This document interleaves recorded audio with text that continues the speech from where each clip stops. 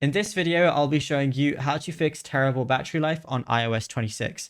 It's a very simple method, so if you find this video helpful, be sure to drop a like and subscribe. Now, there's a few different things you can do. The first thing I want to do is swipe down in the top right and just make sure if I'm not using mobile data or if I'm not using Bluetooth or if I'm not using a personal hotspot, make sure these things are turned off. Basically, the more things you just have running in the background is going to be draining your battery. So I don't have anything connected to Bluetooth right now, hence why I've turned it off. Now, another thing you could do is go over to your settings. Once you do, it's going to look something like this.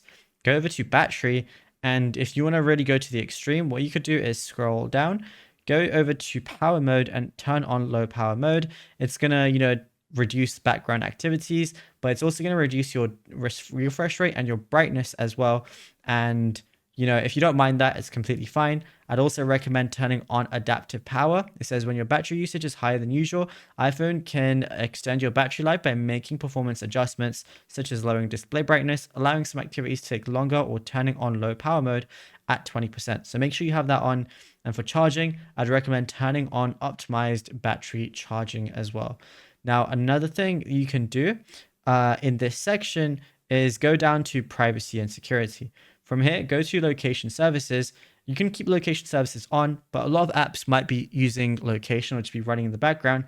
So for any apps that you don't want constantly having your location running in the background, you can switch it over to never.